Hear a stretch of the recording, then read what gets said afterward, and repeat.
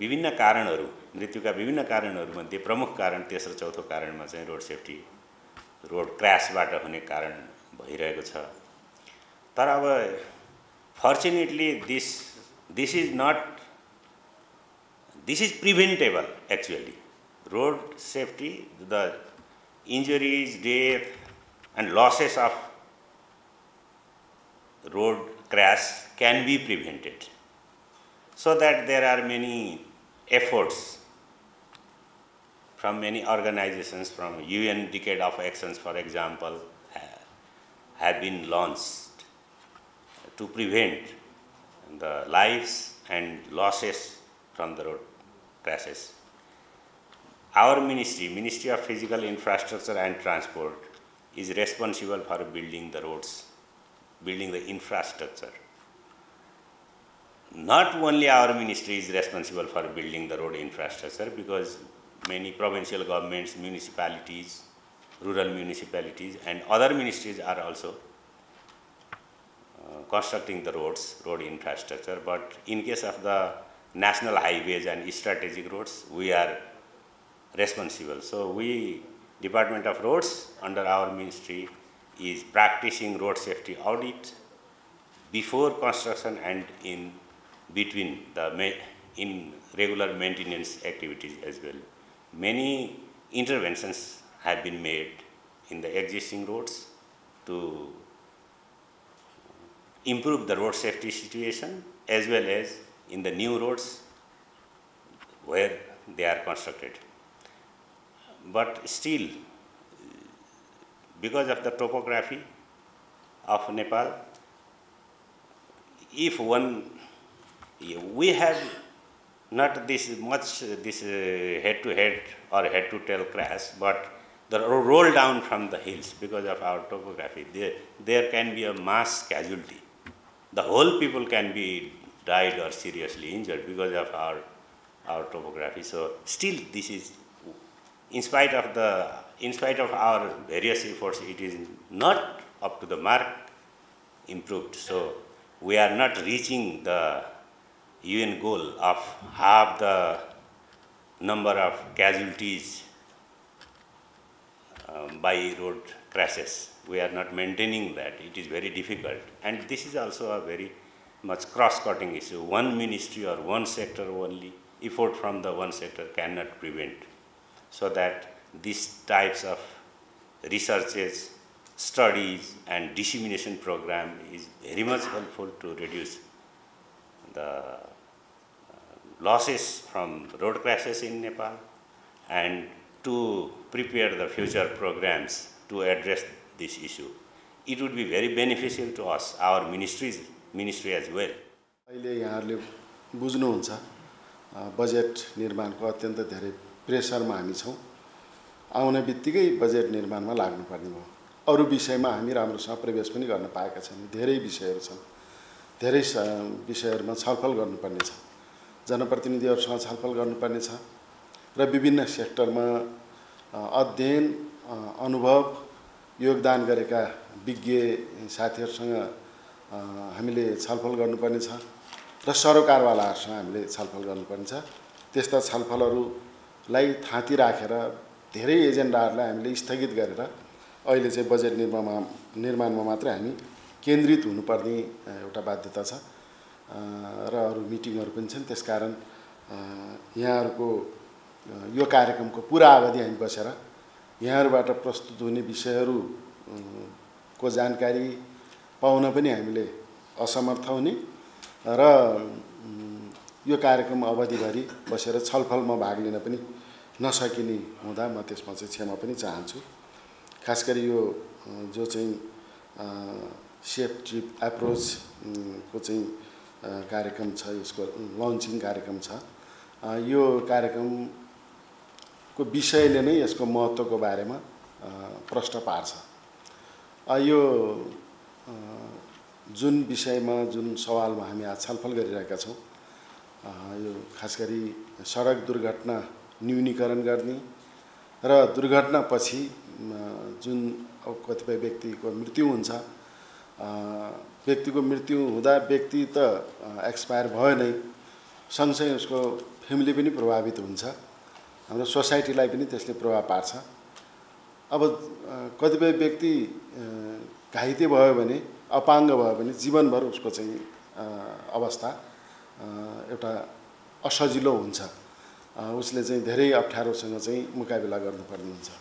तर यो विषय धेरै सिरियस छ र मान्छेको जीवनसँग जोडिएको विषय हो। अब सामान्य जस्तो लाग्न सक्छ मान्छेलाई, तर चाहिँ यो मान्छेको जीवनसँग जोडिएको सवाल भएकोले यस विषयमा यसरी छलफल गर्ने, जिम्मेवार निकायहरू संस्थाहरू यसमा बढी उत्तरदायी हुने, जवाबदेही हुने र जवाब दिन सक्ने हैसियतमा त्यो क्षमता राख्ने किसिमले काम गर्नु जरुरी हुन्छ। अब हामी यो एउटा चाहिँ हामीले त्यो विवरणहरू डेटाहरू हेऱ्यौँ भने पनि तुलनात्मक रूपमा दुर्घटनाबाट धेरै मान्छेको ज्यान जाने मध्येको एउटा राष्ट्र हाम्रो देश पनि हो। करिब करिब वर्षमा कम्तीमा 8 जना मान्छेको ज्यान जाने गरेको छ। यो भनेको अब बिना सित्ती मान्छेको ज्यान जान्छ हैन, बिना कारण मान्छेको चाहिँ ज्यान जानु भनेको यो चाहिँ निकै एउटा चाहिँ दुःखद कुरा पनि हो। यसरी यो चाहिँ दैनिक 8 जना मान्छेको ज्यान जान्छ भने वर्षमा त्यसको हिसाब गर्दाखेरि कति हुन्छ। त्यसैले यो एक दिनमै 8 जना मान्छे हैन, 8 त मिनिमम होला, त्यसभन्दा बढी मान्छेहरूको ज्यान जान्छ। त्यसैले कुनै बिरामी भएर पनि होइन, रोग लागेर पनि होइन, तर एउटा सकुशल मान्छेको ज्यान जान्छ। त्यसैले यस्तो खालको चाहिँ दुर्घटनाबाट मान्छेको ज्यान जोगाउने कुरा स्वाभाविक रूपमा चाहिँ हामी सबैको चाहिँ साझा दायित्व हो भन्ने मलाई लाग्छ। अब त्यसका विभिन्न फ्याक्टरहरू छन्, धेरै पक्षहरू छन्। जस्तो के कारणले दुर्घटना हुन्छ त?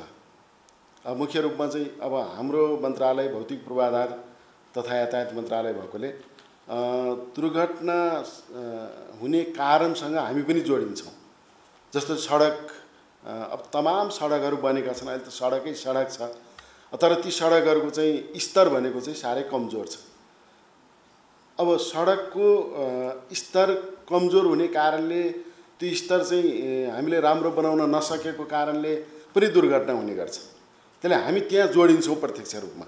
हाम्रो मन्त्रालय सडक निर्माणसँग सम्बन्धित भएकोले एउटा चाहिँ क्वालिटीको चाहिँ सडक, स्तरीय सडक र दुर्घटना न्यूनीकरण गर्ने कुरामा चाहिँ योगदान गर्ने सडक हुनुपर्ने होला। त्यस्तै गरी यातायात क्षेत्रको पनि सवाल छ। अहिले यातायात सिस्टमलाई चाहिँ हामीले व्यवस्थित गर्न सक्यौँ, त्यसलाई ट्राफिक व्यवस्थित गर्न सक्यौँ, अनुशासन कायम गर्न सक्यौँ हैन। त्यस्तै गरी चाहिँ ड्राइभरहरूलाई चाहिँ प्रशिक्षित गर्न सकियो, अलिकति एडभोकेसी गर्न सकियो भने स्वाभाविक रूपमा चाहिँ दुर्घटना न्यून हुन सक्छ र मान्छेको ज्यान जोगाउन मद्दत पुग्न सक्छ। त्यति मात्रै होइन, अर्कोतिर चाहिँ यो जुन चाहिँ सवारी साधनको अवस्था जुन छ, त्यो अवस्थाका कारणले पनि दुर्घटना निम्तिन सक्छ।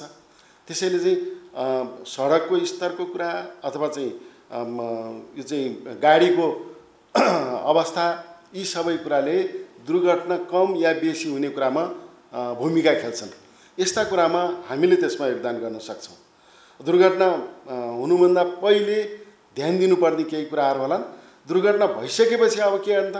दुर्घटना त भइहाल्यो, मान्छेको ज्यानै गइसक्यो भने त त्यति बेलै के गर्न सकिएला। तर घाइतेहरूको उपचार गर्ने कुरा चाहिँ प्राथमिक कुरा, प्रमुख कुरा, महत्त्वपूर्ण कुरा हो भन्ने मलाई लाग्छ। जस्तो हामीले, म चाहिँ प्रदेश सरकारमा हुँदाखेरि बजेट ल्याउँदा हामीले एउटा चाहिँ कन्सेप्ट अगाडि सार्यौँ। यहाँ पदम सर हुनुहुन्छ हामीलाई सहयोग गर्ने।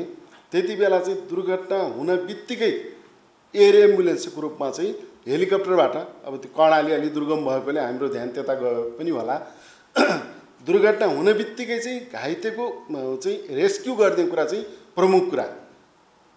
एयर एम्बुलेन्सबाट चाहिँ हवाई माध्यमबाट उसलाई चाहिँ त्यो घाइतेलाई हामीले रेस्क्यु गर्ने र हस्पिटलसम्म पुर्याउने। जस्तो चाहिँ प्रदेश अस्पताल लगायतका अस्पताललाई एउटा चाहिँ सेन्टरको रूपमा हामीले अगाडि बढाउने गरी पनि त्यहाँ चाहिँ बजेटमा व्यवस्था गरेका थियौँ। तत्काल चाहिँ उसको रेस्क्यु गर्ने र राम्रो उपचार गर्ने कुरा भयो भने मान्छे बाँच्न सक्छ अथवा जिन्दगीभरि अपाङ्गता हुनेबाट चाहिँ जोगिन सक्छ। यो कुरामा ध्यान दिनुपर्ने होला। त्यसकारण चाहिँ यो हाम्रो देशमा बढिरहेको दुर्घटनालाई न्यूनीकरण गर्ने, दुर्घटना भइसकेपछि घाइतेहरूको उपचार गर्ने र उनीहरूलाई चाहिँ फेरि पुनर्स्थापित गर्ने कुरामा हाम्रो सबैभन्दा बढी ध्यान जानुपर्ने होला। यसका निम्ति सबै पक्ष, जस्तो चाहिँ भौतिक पूर्वाधार मन्त्रालयको कुरा छ, स्वास्थ्य मन्त्रालय यसमा रिलेटेड होला, विभिन्न चाहिँ निकायहरू संस्थाहरू छ, सङ्घीय सरकार, प्रदेश सरकार, स्थानीय सरकारको बिचमा यहाँ चाहिँ मेयर साहबहरू पनि हुन्छ, समन्वय हुनुपर्ने होला। जनप्रतिनिधिहरूले यसमा चाहिँ मद्दत गर्नुपर्ने अथवा सहजीकरण गर्नुपर्ने, जनतालाई चाहिँ सचेतनताको निम्ति सहयोग गर्ने कुरा होला। ट्राफिक प्रहरी छ, सुरक्षा निकाय, त्यसले चाहिँ आफ्नो तर्फबाट भूमिका खेल्नुपर्ने होला र यो विषयसँग जोडिएका विभिन्न संस्थाहरू जो छ ती संस्थाहरूले पनि यसमा मद्दत गर्नुपर्ने। त्यसले यो चाहिँ एउटै मात्रै निकायको जिम्मेवारी होइन, यो एउटा कलेक्टिभली गर्नुपर्ने, मिलेर साझा रूपमा संयुक्त रूपमा सँगसँगै चाहिँ गर्नुपर्ने एउटा क्षेत्र, काम गर्नुपर्ने क्षेत्र भएकोले सबैको आफ्नो तर्फबाट योगदान हुन्छ। यहाँको उपस्थिति पनि त्यही ढङ्गले चाहिँ अलि विभिन्न क्षेत्रको उपस्थिति छ।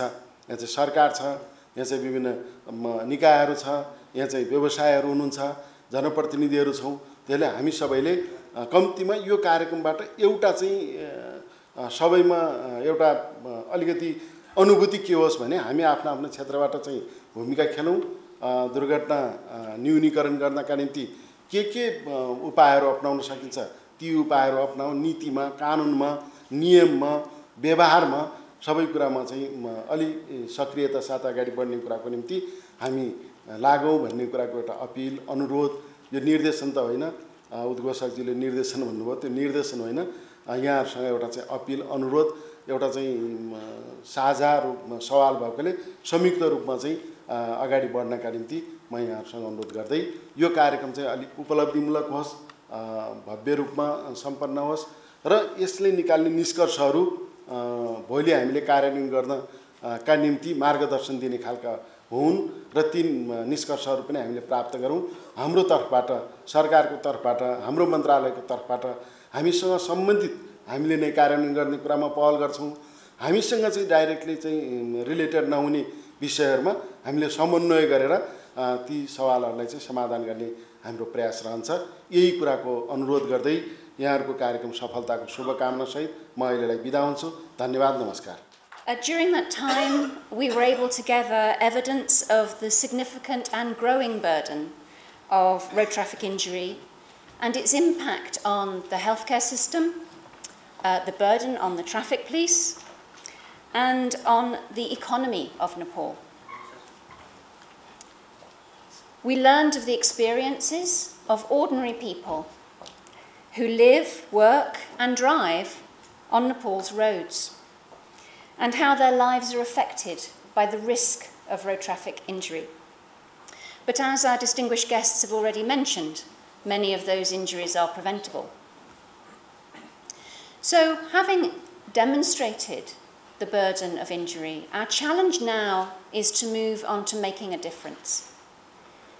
We know that the causes of road traffic injury are multiple and they are complex. Trying to improve one issue at a time is unlikely to make a significant difference. And this is where we hope that our project is going to help. We're going to take a safe systems approach. This means that we want to look at the whole system that leads to road traffic injury. And by looking at the system as a whole, we hope that we can better understand the problems and identify potential solutions. We can't do this by ourselves. We all need to work together in order to make this happen. Many of you in the room today have already been working with us, and we are truly grateful for your support over the last years to get us to this stage. We know that the people often turn to the government for answers, and this puts great pressure on the government because you need to be experts at everything.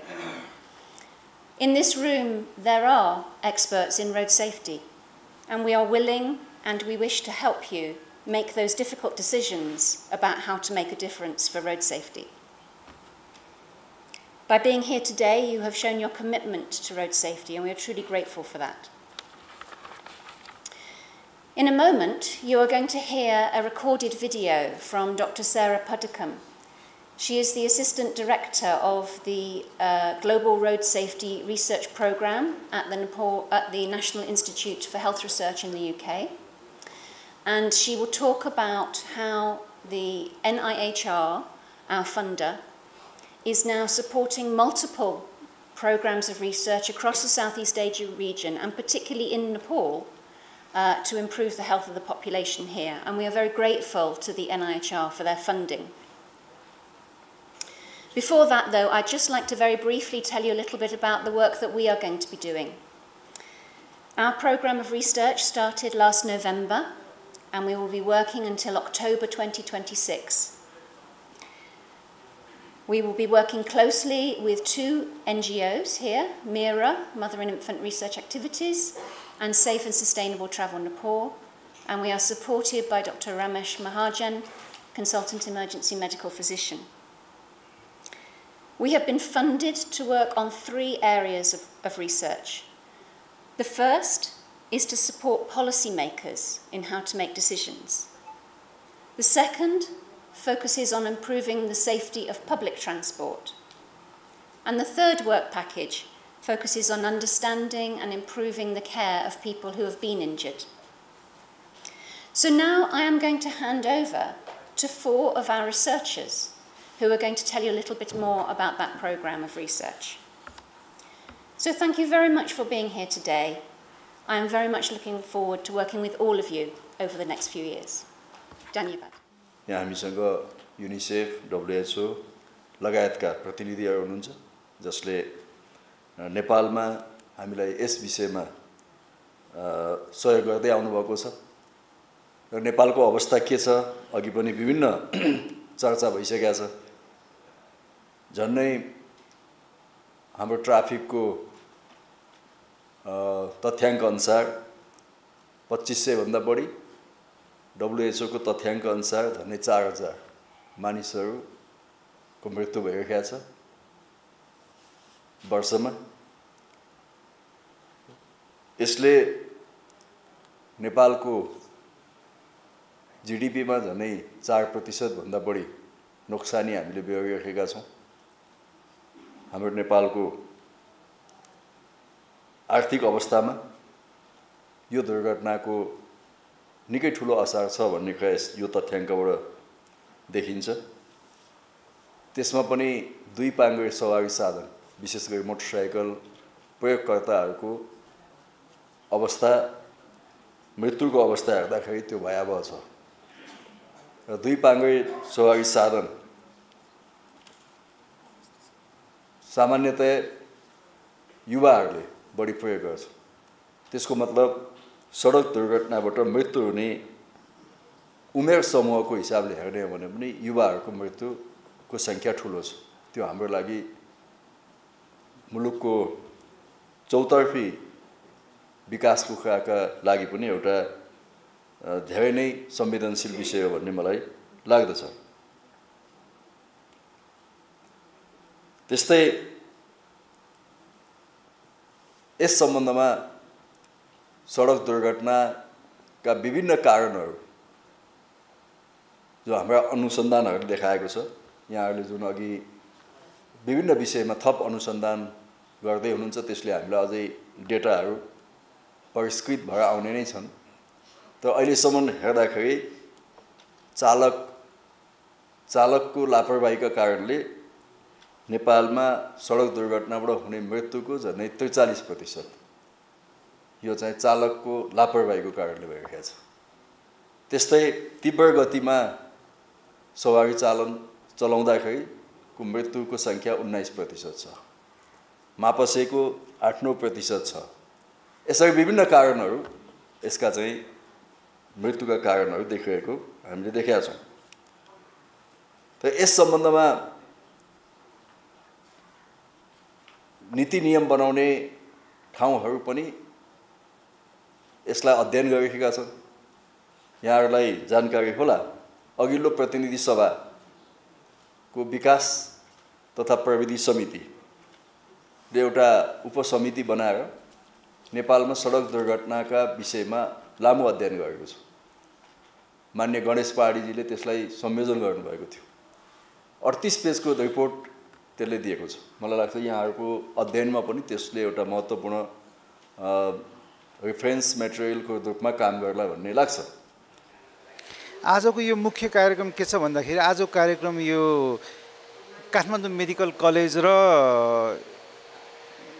United किङडमको चाहिँ नि university of west of England ब्रिस्टलको सहकार्यमा जुन हामीले चाहिँ नि स्थापना गरेको नेपाल इन्जुरी रिसर्च सेन्टर छ त्यसले आयोजना गरेको कार्यक्रम हो। र आज मुख्य कुरा के छ भन्दाखेरि सडक दुर्घटनालाई हामी लक्षित गरेर कार्यक्रम गरिराखेका छौँ। मेन के छ भन्दाखेरि हामी यो अन्तर्राष्ट्रिय हाम्रो चाहिँ नि यो सस्टेनेबल डेभलपमेन्ट गोल छ त्यो अनुसार चाहिँ सन् 2030 सम्म नेपालमा चाहिँ सडक दुर्घटना 50% चाहिँ नि कम गर्नुपर्ने जुन चाहिँ हामीलाई चाहिँ एउटा बाध्यकारी एउटा चाहिँ हाम्रो गोल छ। तर त्यो चाहिँ त्यसको चाहिँ साथो अहिले के भइरहेछ भन्दाखेरि यो चाहिँ नेपालमा सडक दुर्घटनाहरू चाहिँ बढ्दै गइराखेको अवस्था छ र त्यो सडक दुर्घटनालाई हामीले कसरी कम गर्न सकिन्छ भन्ने कुरामा आज हामीले चाहिँ कार्यक्रम गरेका छौँ। त्यसमध्ये पनि के छ भन्दाखेरि सडक दुर्घटना एउटा चाहिँ नि धेरै मल्टी सेक्टरल चाहिँ नि रेस्पोन्सिबिलिटी भएको हुनाले चाहिँ नि यदि विभिन्न कारणले गर्दाखेरि सडक दुर्घटना भयो भने कसरी दुर्घटना भए पनि यो दुर्घटनाबाट कसरी कम धन जनको क्षति गर्न सकिन्छ भन्ने उद्देश्यले सेफ सिस्टम अप्रोच भन्ने एउटा चाहिँ नि यो संयुक्त राष्ट्रसङ्घ र विश्व स्वास्थ्य सङ्गठनले यो चाहिँ सोचेको एउटा चाहिँ नि अप्रोच छ जसले गर्दाखेरि चाहिँ दुर्घटना भए पनि कमसेकम चाहिँ धन जनको नाश होस्। त्यही अन्तर्गत चाहिँ नि आज हामीले चाहिँ नि नेपालमा यो सेफ सिस्टम अप्रोचलाई कसरी चाहिँ लागू गर्न सकिन्छ कसरी अनुसन्धान गरेर चाहिँ विभिन्न किसिमको चाहिँ नि हामी एभिडेन्सहरू प्रमाणहरू ल्याउन सकिन्छ जसले गर्दाखेरि नेपालमा त्यही अनुसारको चाहिँ नीति निर्माण गर्न सकिन्छ र सडक दुर्घटनालाई न्यूनीकरण गर्न सकिन्छ भन्ने कुरामा चाहिँ नि कुन अध्ययन गर्दैछौँ भन्ने कुरामा हामीले चाहिँ अध्ययनको चाहिँ आज चाहिँ नि यहाँ चाहिँ लन्चिङ गर्दैछौँ। जस्तै कि दुई पाङ्ग्रे गाडी सबैभन्दा बढी एक्सिडेन्ट हुने हो दुर्घटना हुने यसको के छ यसको बारेमा? अब यो के छ भन्दाखेरि अहिले नेपालको परिप्रेक्ष्यमा यो चाहिँ नि दुई पाङ्ग्रे सवारी साधन जुन छ पहिले चाहिँ नि व्यक्तिगत एउटा सवारी साधन हुन्थ्यो भने अहिले चाहिँ के छ भन्दाखेरि यसलाई चाहिँ नि एउटा यो ट्याक्सीको रूपमा चाहिँ नि विभिन्न आजकल चाहिँ नि कम्पनीहरूले ट्याक्सीको रूपमा चाहिँ युज गर्नु भएको छ र यो यसमा पनि हामीले अहिले काम के गरिरहेछौँ भन्दाखेरि अगाडि बस्ने व्यक्तिले त हेलमेट प्रयोग गर्छन् तर पछाडि बस्ने व्यक्तिले पनि हेलमेट प्रयोग गर्यो भने त्यसबाट यदि दुर्घटना भइहाल्यो भने पनि त्यसमा चाहिँ नि विभिन्न किसिमको चाहिँ नि स्वास्थ्यमा चाहिँ नि समस्या पर्ने अथवा चाहिँ मृत्यु नै हुने अथवा चाहिँ इन्जुरी हुने हाम्रो चाहिँ नि ब्रेनमा दिमागमा चाहिँ असर पर्ने जुन चाहिँ क्षमता जुन चाहिँ सम्भावनाले कम गर्न सकिन्छ भन्ने कुरामा चाहिँ नि यो हेलमेटको त्यो सम्बन्ध छ भने अर्को कुरा नेपालमा के छ भन्दाखेरि दुई पाङ्ग्रे सवारीको तपाईँको चाहिँ नि म्याक्सिमम स्पिड चाहिँ नि नेपाल सरकारको ऐनमा भएको चाहिँ 50 किलोमिटर हो भने सहरी क्षेत्रमा हामीले 30 किलोमिटर प्रति घन्टाभन्दा बढी कुदाउन पाइँदैन। तर हेर्नुहोस् हामी नेपालमा निस्कने जति पनि मोटर बाइकहरू छन् यो चाहिँ नि बजारमा चाहिँ नि बेचिने ती सबै यति हाई स्पिडमा कुद्ने खालका हुन्छन् जसले गर्दाखेरि हाई स्पिडले गर्दाखेरि पनि दुर्घटना हुने एउटा ठुलो सम्भावना हुन्छ र त्यसले गर्दाखेरि धनजनको ठुलो चाहिँ नाश हुन सक्छ। जस्तै यहाँनिर रोके हजुरलाई दुई पाङ्ग्रे के भन्छ गाडीको अब दुई पाङ्ग्रे सवारी साधनको कारणले धेरै दुर्घटनाहरू भइरहेको छ अनि यो मात्रै हो कि रोडको कारणले पनि भइरहेको छ? अब यसमा हेर्नुहोस् मैले अघि नै के भने भन्दाखेरि यो सडक दुर्घटना हुने मुख्य कारण भनेको कुनै एक कारणले मात्रै हुँदैन यो विभिन्न चाहिँ नि हाम्रो विभिन्न एउटा के छ भन्दाखेरि हामीले चाहिँ एउटा चाहिँ नि यो रोड सेफ्टी सम्बन्धी यो चाहिँ नि जुन चाहिँ म्यानेजमेन्ट हुन्छ नि हाम्रो चाहिँ नि जति पनि ऐनहरू छन् नीति निर्माणहरू गरेका छौँ योजनाहरू छन् उनीहरूलाई इम्प्लिमेन्ट भएको छ कि छैन भन्ने कुरा हो। मापोसे नेपालको चाहिँ नि ऐनमा के छ भने मापोसे गर्न पाइने भन्ने कुरा लेखेको छ भने मापोसेलाई हामीले चाहिँ नि यो नेपालभरि नै सबै ठाउँमा लागू त भएको छैन तैपनि मुख्य सहरमा चाहिँ लागू भएपछि मापोसेले गर्दाखेरि सडक दुर्घटना हुनुमा निकै कमी आएको छ। त्यस्तै गरेर तपाईँको के छ भन्दाखेरि नेपालमा चाहिँ जुन चाहिँ नि गाडीहरूको स्पिड यति हुनुपर्छ भन्ने जुन छ नि त्यसलाई मात्रै हामीले चाहिँ लागू गर्ने हो भने पनि धेरै तपाईँको चाहिँ नि दुर्घटनामा न्यूनीकरण हुनसक्छ। अब बाटोघाटो राम्रो हुनु पऱ्यो। अघि यहाँ बाटोघाटो कस्तो हुन्छ यो त इन्जिनियरिङ एस्पेक्टको त हुनु पऱ्यो। एउटा चाहिँ बाटोको तपाईँको चाहिँ टर्निङमा कति डिग्री भन्ने हुनु पऱ्यो, कति खालको चाहिँ नि तपाईँको चाहिँ नि यो सडकको चाहिँ स्पिडलाई चाहिँ धान्न सक्ने क्षमतालाई गाडीको क्षमता धान्न सक्ने हुनु पऱ्यो। र तपाईँको चाहिँ अहिले हेर्ने हो भने चाहिँ काठमाडौँ बाहिरको जति साना गाडीहरू छन् त्यो सबै चाहिँ नि डोजरले आफैले खनेर बनेका गाडी हुन्छन् जुन चाहिँ इन्जिनियरिङ हिसाबले कुनै पनि सुरक्षित हुँदैन। हेर्नु त्यसले गर्दा पनि त्यहाँ चाहिँ या दुर्घटना हुनसक्ने हुन्छ भन्दाखेरि अब मानिसहरू हामीले चाहिँ के छ भन्दा नेपालको परिप्रेक्ष्यमा व्यक्तिहरू, पैदल यात्रीहरू, साइकल यात्रीहरू, बाइकहरू, गाडीहरू, ट्याङ्करहरू, ट्रिपरहरू एकै ठाउँमा हिँडेर त्यहाँ के हुन्छ भन्दाखेरि सडकमा जुन चाहिँ सडक पेटी भन्ने चिज चाहिँ धेरै ठाउँमा नभएको र सडक पेटी नभएको हुनाले चाहिँ व्यक्ति र तपाईँको चाहिँ साधन चाहिँ एकै ठाउँमा हिँड्नुपर्ने हुनाले चाहिँ त्यहाँ दुर्घटना हुने कारण दिनका दिन सवारी साधनहरू भित्रिएको अवस्था छ। यसलाई कसरी लिनुभएको छ? अब हामीले के छ भन्दाखेरि नेपालको यो चाहिँ बाटोले नेपालको चाहिँ यो चाहिँ जति पनि यो चाहिँ बाटोले अथवा चाहिँ भौगोलिक क्षेत्रको आधारमा नेपाललाई कति सवारी साधन चाहिन्छ भन्ने कुरा चाहिँ नेपाल सरकारले त स्ट्यान्डर्ड बनाउनु पर्छ। हेर्नुहोस् र त्यही अनुसारको हामीले चाहिँ सवारी साधनको चाहिँ आयात गर्न दिनुपर्छ।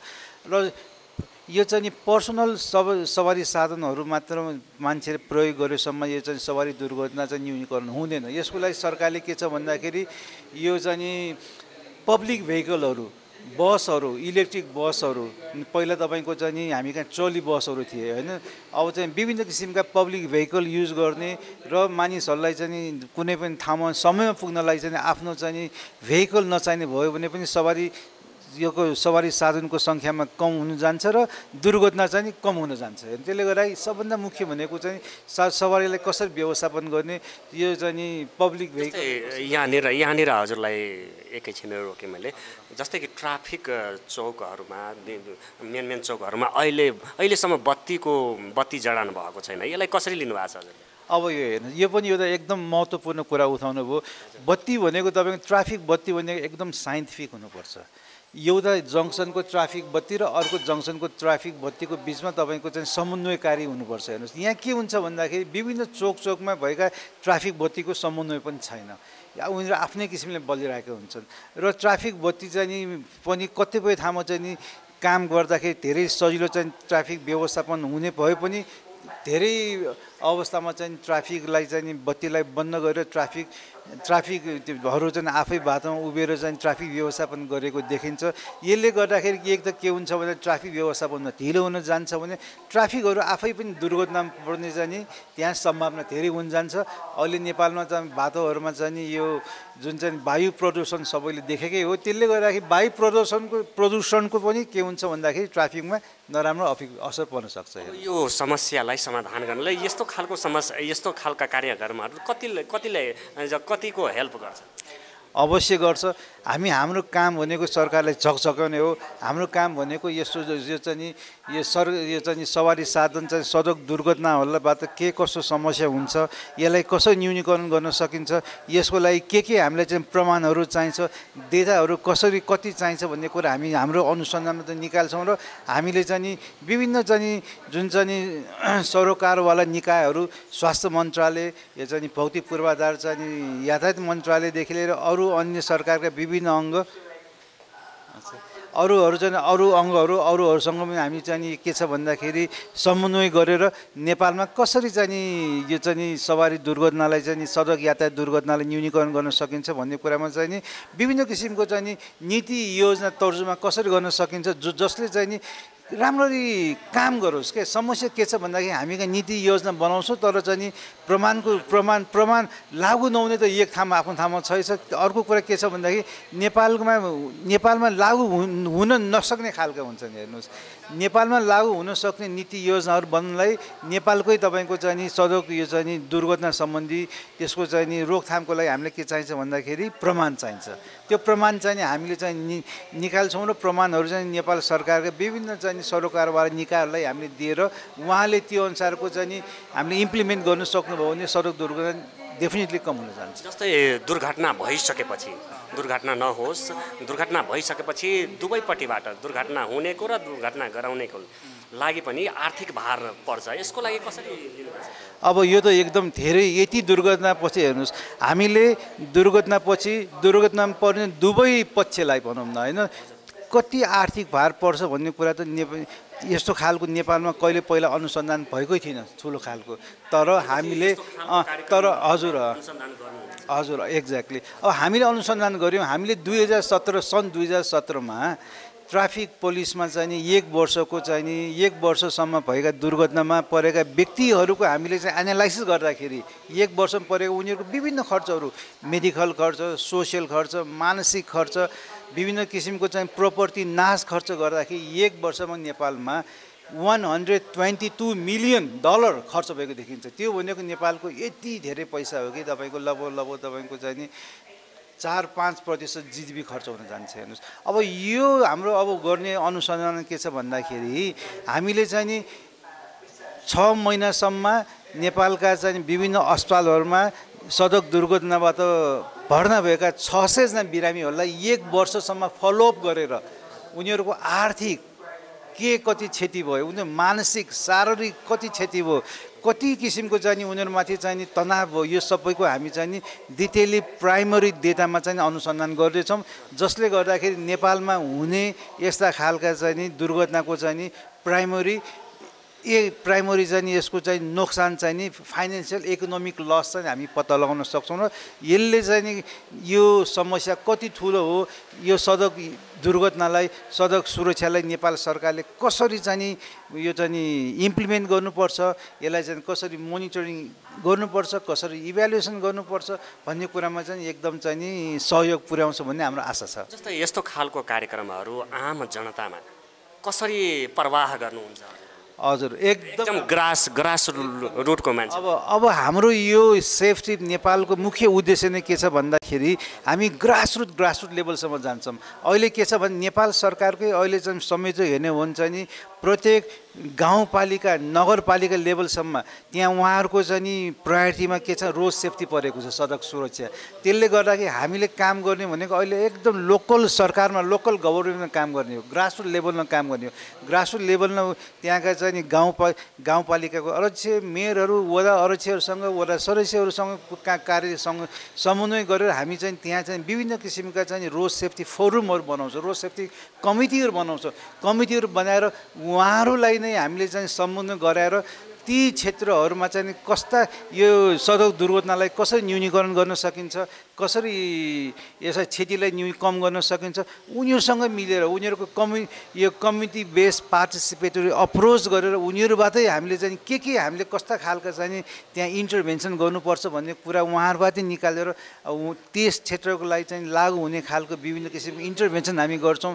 त्यहाँ ट्रेनिङहरू डेभलप गर्छौँ, टुल किटहरू बनाउँछन् जुन चाहिँ नि नेपाल सरकारको ग्रामीण तहसम्म चाहिँ ग्रासरुट लेभलसम्म उहाँले युज गर्न सक्नुभयो भने त्यसले सडक दुर्घटना चाहिँ न्यूनीकरण गर्न सक्ने चाहिँ नि सम्भावना धेरै हुन्छ। हाम्रो मुख्य उद्देश्य नै के छ भन्दाखेरि ग्रासरुट लेभलमा त्यहाँ चाहिँ काम गर्ने चाहिँ विभिन्न चाहिँ तहका तपाईँको सरकारसँग चाहिँ नि समन्वय गरेर यो सडक सुरक्षालाई चाहिँ अझ चाहिँ नि प्रभावकारी रूपमा चाहिँ समन्वय गरेर अगाडि चाहिँ लग्ने हाम्रो प्लान छ। म प्रहलाद सापकोटा, रत्नगर नगरपालिकाको नगर प्रमुख। जस्तै आज यो कार्यक्रममा आउनु भएको छ होइन, यो कार्यक्रमको बारेमा भन्नुहोस्। यो आज यो सडक दुर्घटना न्यूनीकरण सम्बन्धी हो। यो काठमाडौँ मेडिकल कलेजको समन्वयमा भएको यो आजको कार्यक्रम हो।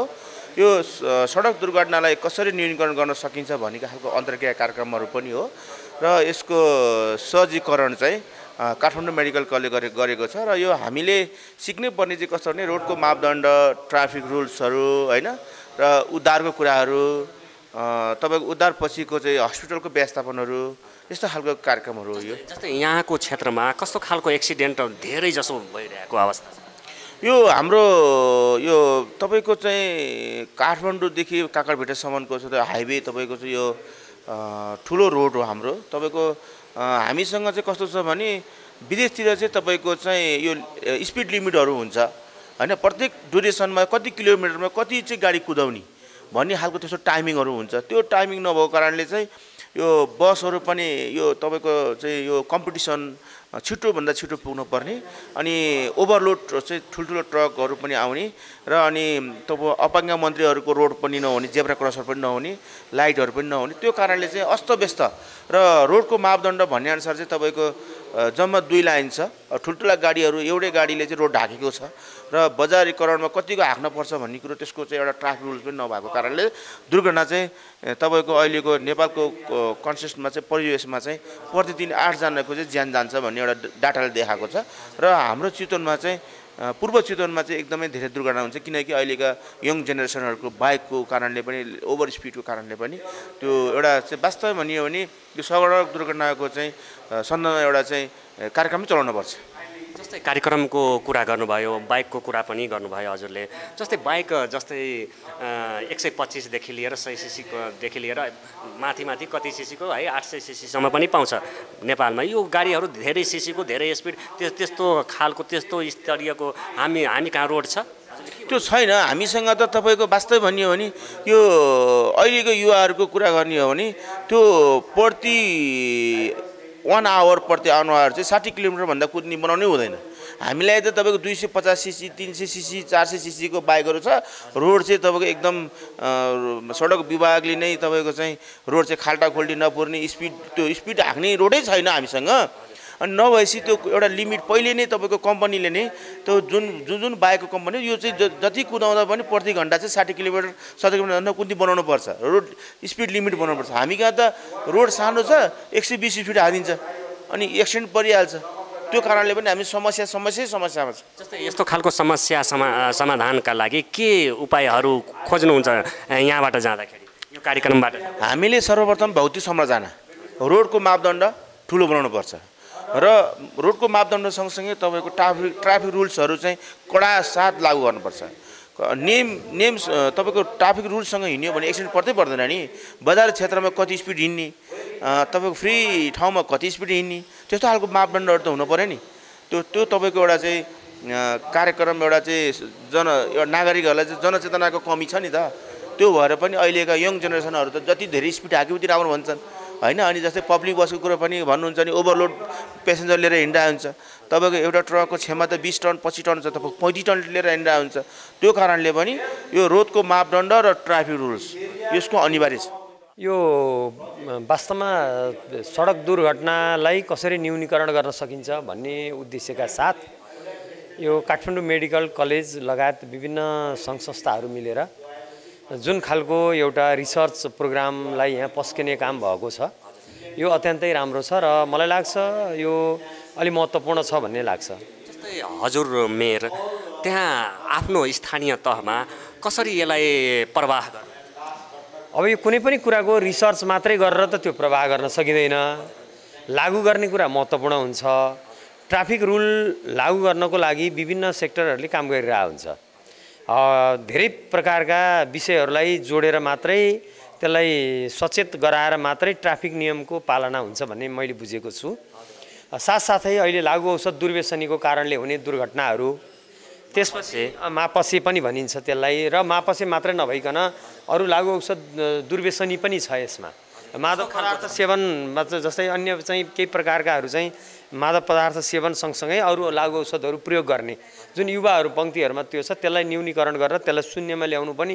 एउटा दुर्घटना कम गर्ने एउटा माध्यम हो अर्को कुरो ट्राफिकको सम्बन्धी जनचेतना अभिवृद्धि गर्नको लागि स्कुलदेखि नै 4-5 कक्षादेखि नै विद्यार्थी भाइ बहिनीहरूलाई जनचेतना अभिवृद्धि गर्दै लगियो भने त्यसले पनि न्यूनीकरण गर्छ र तेस्रो कुरा भनेको चाहिँ रोडको मापदण्ड त्यो पनि एउटा महत्त्वपूर्ण कुरा हो र अर्को भनेको चाहिँ लाइसेन्स दिने कुरामा नै जसरी हामीले चाहिँ ड्राइभिङ गर्ने जुन व्यक्तिहरूलाई हामीले लाइसेन्स दिन्छौँ त्यसले नै उहाँहरूले चाहिँ केही क्लासहरू लिइसकेको र केही स्कुलहरूबाट चाहिँ अध्ययन गरिसकेको हुनुपर्ने निश्चित टाइम पढेको अध्ययन गरेको हुनुपर्ने र त्यस्ता व्यक्तिहरूलाई मात्रै चाहिँ पब्लिकको गाडीहरू चलाउन दिने गरी चाहिँ लाइसेन्स दिने व्यवस्था गरियो भने पनि यसले चाहिँ दुर्घटना न्यूनीकरणको लागि सहयोग पुर्याउँछ र अर्को भनेको चाहिँ के छ भने तपाईँको हामीमा चाहिँ अभिभावकमा पनि डिपेन्ड छ यी कुराहरू जस्तै भएका सवारी साधनहरू विशेष गरी 2 पाङ्ग्रे सवारी साधनहरू बढी चाहिँ टिनेजरका भाइ बहिनीहरूले बोक्ने र हिँड्ने जाने र त्यसले उहाँहरू आफू मात्रै दुर्घटनामा पर्ने होइन अरूलाई सुद्धा त्यसले दुर्घटनामा पार्ने जोखिम यो चाहिँ बढी भएको कारणले गर्दा विभिन्न क्षेत्रहरूबाट चाहिँ सबै जनागरिक समुदाय समाज अब चाहिँ प्रशासन अब कानुन नियम सबै सक्रियतापूर्वक काम गर्यो भने प्रहरी विशेष गरी लाग्यो भने चाहिँ यसलाई चाहिँ यो दुर्घटना जोखिम न्यूनीकरणलाई चाहिँ यसलाई चाहिँ कम गर्न सकिन्छ। जस्तै यो दुर्घटना त नहोस् होइन, दुर्घटना भइसकेपछि आर्थिक भारको कुरा पनि आउँछ, यसलाई कसरी लिनुभएको छ? यसको भयावह छ। हामीले नगरमा काम गरिराख्दाखेरि धेरै पेसेन्टहरू चाहिँ अस्पतालमा अलपत्र परिरहेको र दुर्घटनामा परिरहेको र औषधि उपचार गर्न नपाएको अवस्था, यो छ। कतिपय कानुनी जटिलताहरू छन् यसमा। दुर्घटना खालको दुईटा गाडीहरू एकैचोटि ठोकियो भने कसले चाहिँ उपचार गर्ने भन्ने विषय कानुनी जटिलता छ र अनि ठुलो गाडी र सानो गाडीको विषय जोडिन्छ। जस्तै त्यसमा चाहिँ कसले गल्ती कसको छ, त्यसले उपचार गराउन पर्ने हुनपर्ने, त्यसको चाहिँ बिमाको विधि छ कि छैन, त्यसलाई चेकिङ कसले गर्ने, यो पनि अलिकति थोरै समस्या छ भने यो भेग छ। यसमा अहिले नै यति गर्दाखेरि चाहिँ यसलाई सट्टै न्यूनीकरण हुन्छ भन्ने कुरा होइन। यसलाई बिस्तारै जनचेतना अवेरनेसको प्रोग्रामहरू गर्दै जाने र जनचेतना अभिवृद्धि गर्ने र अब स्कुलमा चाहिँ यसलाई पाठ्यक्रमको मा नै यसलाई चाहिँ समावेश गर्दै स्थानीय शिक्षा जसरी लागू गरिरहेछ त्यसरी नै यो ट्राफिक शिक्षा सम्बन्धी चाहिँ क्लासहरू लागू गर्दै गइयो भने पक्कै पनि जनचेतना अभिवृद्धि हुन्छ। र अर्को सवारी साधन, कुन सवारी साधन कसले चलाउने भन्ने पनि छैन। त्यसमा चाहिँ के छ भने अब चाहिँ ठुला सवारी साधनहरू छ जुन रोडको मापदण्ड छैन, 220 को पल्सर के काम होइन, अलिकति चाहिँ 2 मिनट स्पिड बढाउने बित्तिकै एकैचोटि गन्तव्य पुगिन्छ। त्यो चाहिँ के अरे चाहिँ ठुलो सवारी साधन लिएर त्यो चाहिँ 120-25 को चाहिँ स्पिडमा हाँक्ने सवारी साधन त मलाई लाग्छ हाम्रो रोडमा त त्यो कामै छैन। मेरो नाम केदार मरहट्टा, म विश्व स्वास्थ्य सङ्गठन नेपालमा काम गर्छु। जस्तै स्वास्थ्य सङ्गठनमा काम गर्दाखेरि विभिन्न खालका पछिल्लो समय विभिन्न खालका दुर्घटनाहरू, रोड दुर्घटनाहरू, गाउँघरमा ल्यान्डस्लाइडको दुर्घटनाहरू भइरहेको अवस्था छ। यस्तो कार्यक्रमहरूले कस्तो खालको त्यसमा भर पुगाउँछ, कस्तो खालको सहयोग पुगाउँछ? हजुर, अब बिस्तारै अहिले चाहिँ दुर्घटनाको दरहरू बढ्दै गएको छ। विशेषतः सडकमा हुने सवारी साधनसँग सम्बन्धित दुर्घटनाले गर्दा ज्यान जाने अनि त्यसले गर्दा हुने चाहिँ घाउ चोटपटक र लामो समयसम्म अपाङ्गता गराउने सवालहरू चाहिँ अहिले बढ्दै गएको छ। र विशेषतः यो प्रोग्राम जुन चाहिँ रिसर्चसँग सम्बन्धित छ, अध्ययन अनुसन्धानसँग सम्बन्धित छ, यसमा अझै धेरै अध्ययन अनुसन्धान हुनु जरुरी छ र यसले आउने चाहिँ अनुसन्धानबाट आउने नतिजाहरूले चाहिँ निश्चय नै सरकारलाई र अरू निकायहरूलाई चाहिँ त्यसैसँग नीति निर्माणमा चाहिँ सहयोग पुग्छ भन्ने हामीले विश्वास गरेका छौँ। सहयोगको कुरा गर्नुभयो, जस्तै एक्सिडेन्ट त नहोस् कसैलाई होइन, यो एक्सिडेन्ट भइसकेपछि विभिन्न खालका आर्थिक भारहरू पनि पर्ने गरेको छ, यसलाई कसरी लिनुभएको छ हस्पिटलहरू खास गरी स्वास्थ्य विभागमा? हजुर, अब एक्सिडेन्ट जुन रोडले पैसा तिर्न नसकेर हस्पिटलमै बसेको अवस्था पनि हुनसक्छ, यसलाई कसरी लिनुभएको छ? हजुर, अत्यन्तै यो गम्भीर विषय हो। जब चाहिँ चोटपटक लाग्छ त्यसपछि त्यसको उपचारमा निकै नै खर्चिलो हुन्छ र पर्टिकुलरली हाम्रो चाहिँ गरिब जो समुदाय अलिकति गाडी भएको मान्छे भागिसकेका हुन्छ, थाहा हुँदैन। हजुर, होइन, हामीले चाहिँ स्वास्थ्यसँग र स्वास्थ्य मन्त्रालयसँग सुरुमै पैसा नतिर्नुपर्ने, कमसेकम इमर्जेन्सी सेवाको लागि सुरुमै पैसाकै कारणले गर्दा चाहिँ सेवा नपाउने अवस्था चाहिँ हुनु हुँदैन भन्ने बारेमा चाहिँ स्वास्थ्य मन्त्रालयसँग चाहिँ छलफल भइरहेको छ र त्यो अन्तर्गत निर्देशन पनि जारी भइसकेको छ। तैपनि इम्प्लिमेन्टेसनमा कतिपय अवस्थामा तपाईँले भनेको जस्तो कुराहरू पनि सुन्नमा आइरहेका छन् र त्यो हुनु हुँदैन। पैसाकै कारणले गर्दा आकस्मिक उपचारबाट कोही पनि नागरिक चाहिँ वञ्चित हुनु हुँदैन। यो चाहिँ मानव अधिकारको पनि सवाल हो भन्ने कुरामा चाहिँ यो कुरा चाहिँ प्रष्ट हुनु जरुरी छ। जस्तै यो रिसर्च खालको कार्यक्रम भएको कारणले गर्दाखेरि हाम्रो नेपालको डाटा र WHO को डाटा किन मिल्दैन, यसमा के भन्न चाहनुहुन्छ? यो कुरा उठाइदिनु भयो, यहाँलाई धेरै धेरै धन्यवाद। खास विशेषतः हाम्रो देशहरू जहाँ चाहिँ डाटा सिस्टम होइन एकदमै राम्रो रेकर्ड किपिङ चाहिँ त्यति राम्रो नभएको अवस्थामा सम्पूर्ण यो इन्जुरीसँग सम्बन्धित र यससँग भएको घटना र मृत्युसँग सम्बन्धित कुराहरू चाहिँ पुलिसको डेटामा चाहिँ हामीले भर पर्नु परेको छ। हुन त पुलिसले केही नभएको अवस्थामा एकदमै राम्रो काम गरिराख्नु भएको छ, एटलिस्ट हामीलाई डेटा दिनुभएको छ। तर यति हुँदाहुँदै पनि त्यहाँ केही कुराहरू मिसिङ हुने चान्सेसहरू देखेकोले WHO ले चाहिँ अरू देशहरूको अनुभव, सम्पूर्ण देशहरूको विश्वभरिको देशहरूको अनुभव लगाएर चाहिँ एस्टिमेट गर्दा चाहिँ नेपालमा रिपोर्ट भएको भन्दा अलिक धेरै हुनुपर्छ भन्ने चाहिँ एस्टिमेट गरेको छ। तर यति भन्दैमा WHO को नै ठिक, गभर्मेन्टको बेठिक भन्ने होइन, प्रपरली हेऱ्यो भने यो दुईटाको बिचतिर चाहिँ हाराहारीमा चाहिँ रोडमा हुने मृत्युहरू, रोड क्रासले गर्दा हुने मृत्युहरू हुन सक्ने कुरा चाहिँ अरू देशहरूमा चाहिँ त्यस्तो देखिन्छ। WHO को एस्टिमेसन पनि सत्य हुँदैन, नेसनल स्ट्याटिस्टिक्स जुन पुलिसले गरेको पनि सत्य हुँदैन र हेऱ्यो भने चाहिँ बिचतिर चाहिँ आउने देखिन्छ अरू देशहरूमा भनेपछि हाम्रो देशमा पनि कमसेकम यसले के मेसेज दिन्छ भने जुन रिपोर्ट भइरहेछ त्योभन्दा धेरै मृत्युहरू सडकमा भइरहेछ भन्ने कुरा चाहिँ यसले जनाउँछ। मेरो नाम डाक्टर पुष्पराज पन्त हो। म चाहिँ यो नेपाल इन्जुरी रिसर्च सेन्टरको बेलायत स्थित university of the west of इङ्ल्यान्डमा रिसर्च फेलोको रूपमा काम गर्छु। यस्तो खालको कार्यक्रमहरूले नेपालमा कतिको सहयोग पुर्याउँछ? जस्तै रोड दुर्घटनाबाट अब विभिन्न खालको समस्याहरू आइरहेको अवस्था छ, यसलाई कसरी लिनुभएको छ? हामी मुख्यतया अनुसन्धानमा केन्द्रित हुन्छौँ र अनुसन्धानले विभिन्न किसिमका कारणहरू पहिल्याउँछ, समस्या के छन् भनेर, र त्यसको लागि के गर्न सकिन्छ भनेर समाधानको उपायहरू पनि सुझाउन मद्दत गर्दछ। जस्तै समाधानको उपायहरू के? जस्तै एक्सिडेन्ट त नहोस्, एक्सिडेन्ट भइसकेपछि आर्थिक भारहरू पनि पर्ने गरिन्छ होइन, कति कुरुवा बस्ने स्थिति हुन्छ प्राइभेट हस्पिटलहरूमा होइन, अब गाडीवालाहरूले ठोकेर अब निस्किनुहुन्छ थाहा हुँदैन, यसलाई कसरी लिनुभएको छ? अब हेर्नुहोस्, हाम्रो सडक दुर्घटना भनेको परिणाम हो। तपाईँले बयान गर्नुभएको कुरा चाहिँ एउटा परिणाम हो, तर त्यो परिणाम आइपुग्नुका पछाडि धेरै कारणहरू हुन्छन्।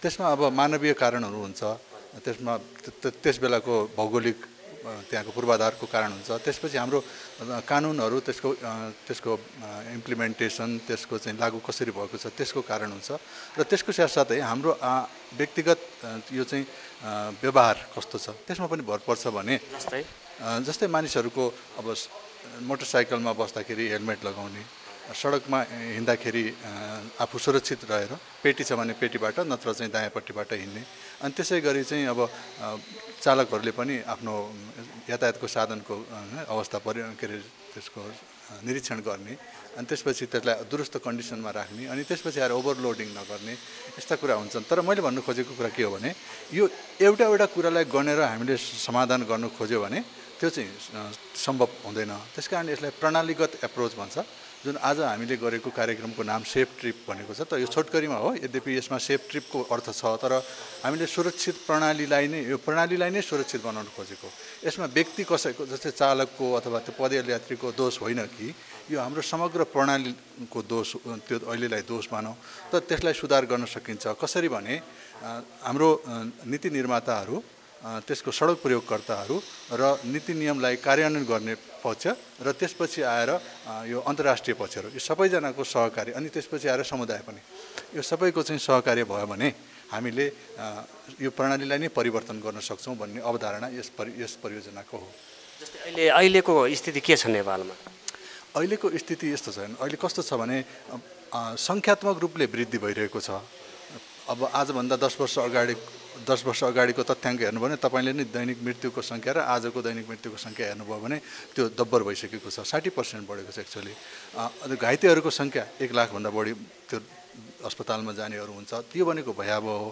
तर यो चाहिँ हाम्रो तथ्याङ्क हामीलाई थाहा भएको कुरा हो, हामीलाई तथ्याङ्क नै थाहा छैन यथार्थ के छ स्थिति भन्ने कुरा। तर यसले चाहिँ देशलाई करिब 3देखि 4% जो यो के भन्छ भने कुल गार्हस्थ्य उत्पादन भनेको अरबौँ रुपैयाँमा हुन्छ, त्यति क्षति भइरहेको छ। तर यो सबै मृत्युको अतिरिक्त, मानिसको मृत्यु भनेको अमूल्य छ, त्यसलाई चाहिँ मैले गर्न खोजेको होइन, त्यसका अतिरिक्त यति चाहिँ क्षति भइरहेको छ। त्यसले गर्दा यो भयावह स्थिति हो। यसमा चाहिँ सबैभन्दा ठुलो चाहिँ सरकारले चाहिँ यसलाई ध्यान दिएर त्यसलाई चाहिँ जस्तै यस्ता कुराहरूलाई प्रवर्धन गर्ने हो भने जस्तै यस्ता रिसर्च कार्यक्रमहरू, जस्तै एडभोकेसीका कार्यक्रमहरू, त्यसै गरी चाहिँ अब पूर्वाधार निर्माणका कार्यक्रमलाई सुरक्षित बनाउने कुरा चाहिँ उहाँले अलिकति यो चाहिँ महत्त्वपूर्ण कुरा हो भनेर प्राथमिकता दिनुभयो भने मात्रै पनि धेरै कुरा परिवर्तन हुन्छ। बिहेभियरमा चेन्ज हुनु अति जरुरी छ। बिहेभियर, ड्राइभर, हामी सबै ड्राइभर हो, ड्राइभरको बिहेभियरमा चेन्ज हुनु जरुरी छ, र त्यसमा चेन्ज ल्याउनको लागि हामीले कुन क्षेत्रमा हिट गर्नुपर्ने हो त्यो कुरातिर पनि यो रिसर्चले ध्यान दिनेछ भन्ने मैले चाहिँ अपेक्षा गरेको छु। अब यो पोलिसी प्र्याक्टिस ग्यापमै ऐन नियम कार्यान्वयन हुन नसक्ने कुरा हो। त्यसका अतिरिक्त हामीले सडकको अवस्था, विशेष गरी दुर्गम क्षेत्रहरूमा सडक ट्र्याक खुलेको हुन्छ, ट्र्याक खुल्ने बित्तिकै त्यसमा सवारी साधनहरू चल्न सुरु हुन्छ। सडकको त्यो सवारी साधन चलाउन उपयुक्त छ छैन, र बढी मास क्याजुअल्टी हुने चाहिँ दुर्गम क्षेत्रमै हो। एउटा बस खस्छ, 25 जना, 30 जना, 40 जनासम्म घाइते हुन्छ। इभन ट्र्याक्टरले पब्लिक भेहिकलको काम गरेको हुन्छ, ट्र्याक्टर एक्सिडेन्ट हुन्छ, 40 जनाको डेथ हुन्छ। त यसमा चाहिँ लोकल लेभलको गभर्नमेन्टदेखि सेन्ट्रल गभर्नमेन्टसम्मलाई यस्ता दुर्घटना हुन नदिनुको लागि सडक कस्तो बनाउनुपर्छ र कुन अवस्थामा सडक पुगिसकेपछि मात्रै त्यसलाई युजमा ल्याउनुपर्छ भन्ने कुराहरू सम्बन्धी पनि पक्कै पनि यस सम्बन्ध पनि यो रिसर्चबाट केही सुझाव जाला र ट्राफिक प्रहरीले मेन मुख्यतया यो रोड क्र्यासलाई कम गर्नको लागि सवारी तथा यातायात व्यवस्था ऐन 2049 ले दिएको जुन म्यान्डेट छ त्यसलाई प्रयोग गरेर आफ्नो चाहिँ अप्टिमम प्रयास चाहिँ गरिरहेको छ। त्यसमा रोड सेफ्टीमा संलग्न मैले यहाँ धेरै सरहरूसँग सहकार्य हाम्रो भएको छ र उहाँहरूलाई पनि ट्राफिक प्रहरीसँग जुन रोड क्र्यास इन्जुरी कम गर्नको लागि सहकार्य गरिरहनु भएको छ। भविष्यमा पनि सहकार्यको लागि अपेक्षा गर्दै र यो रिसर्चले रोड क्र्यास इन्जुरी कम गर्नलाई र रोड क्र्यास भएपछि जुन पेसेन्ट हस्पिटल पुग्दासम्म पोस्ट क्र्यास रेस्पोन्समा इफेक्टिभनेस कसरी ल्याउन सक्छ त्यो कुरालाई अझै त्यसमा रहेका सबै अवयवहरूलाई सबै कुराहरूलाई सबै दृष्टान्तहरूलाई अगाडि ल्याएर पोलिसी मेकिङदेखि इम्प्लिमेन्टेसनसम्ममा के गर्नुपर्छ त्यसको लागि सुझाव आउनेछ भन्ने अपेक्षा गर्दै मेरो मन्तव्य यही टुङ्ग्याउँछु। धन्यवाद। जय Nepal.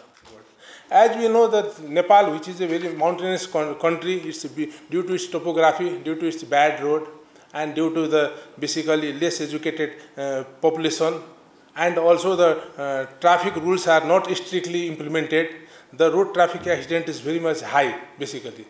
Today, before coming in this events, I went through the certain foreign Western literature, and I got to know that there are so many basically cause of the traffic accidents, which I just want to share with you basically.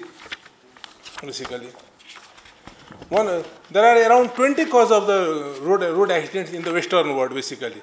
It is one is the distracting driving, another is speeding, third one is the drinking driving, fourth is the reckless driving basically, and the fifth one, it is the rain basically due to the heavy rain, and sixth, it is the driving under the influence of the drug basically, and seventh, it is the running red lights and stop signs.